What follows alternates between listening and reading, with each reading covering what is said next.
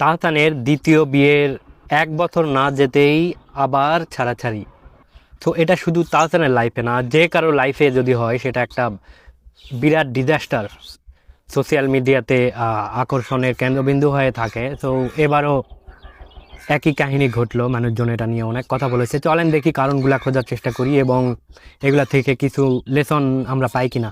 দূরত্ব এবং career. So তার যে সেকেন্ড ওয়াইফ রোজা আহমেদ, মানে সে হচ্ছে একটা মেকআপ আর্টিস্ট, নিউ ইয়র্কে থাকে এবং সেখানে তার ব্যবসা। সো আর এদিকে তাহসান ঢাকায়, বাংলাদেশে মেইনলি। তো এই দূরত্বে তো সম্পর্ক কাজ করবে না, বেশিরভাগ সম্পর্কের ক্ষেত্রেই ইনফ্যাক্ট কাজ করে না। So don't do that. তো সিদ্ধান্ত এবং বোঝাপড়ার অভাব। সো বেসিক্যালি তাহসান জানাইতে যে 4 মাসের পরিচয়ে সে রোজাকে বিয়ে করে। এখন যেহেতু তার অলরেডি সেকেন্ড বিয়ে, সো আমার মনে হয় যে তার আরেকটু সময় নেওয়া, একে অপরকে জানার আসলে দরকার ছিল।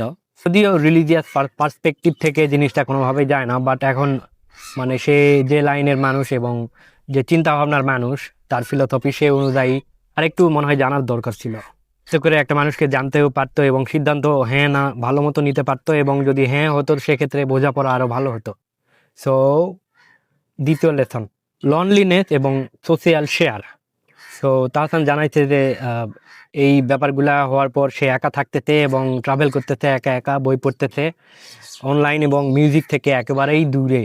যখন বিয়ে করলো, সো তার সাথে সেলফি দিয়ে মানে অনলাইন ভাষায় গেছে একেবারে, মানুষজন গুলুমুলু, ওরে বাবা বিরাট ব্যাপার, কিউটের ডিব্বা ইত্যাদি, ব্লা ব্লা ব্লা।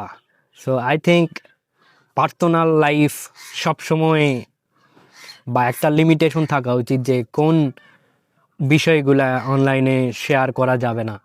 এখন হইতে তার উল্টা।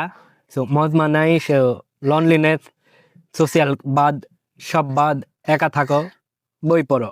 সো 4 নাম্বারটা যেটা, সেটা বলতেছি তার আগে আরেকটা বিষয়, সেটা হলো যে মিডিল এজ ক্রাইসিস, মানে মধ্য বয়সে একটা প্রত্যেকটা মানুষের ক্রাইসিস থাকে। সো এটা অ্যাকচুয়ালি তাহসানের ক্ষেত্রে আমার মনে হয় যে সে যথেষ্ট সময় নিয়ে দ্বিতীয় বিয়েটা করছে কিন্তু। সো এই যে কারণগুলা উঠে আসলো, এই বিষয়গুলা আরো গুরুত্ব দেওয়া উচিত ছিল, এবং জন্য এমন কোনো কারণ দেখা যায় না যেটা একেবারে অন্যভাবে ঘটছে মিরাকুলাসলি।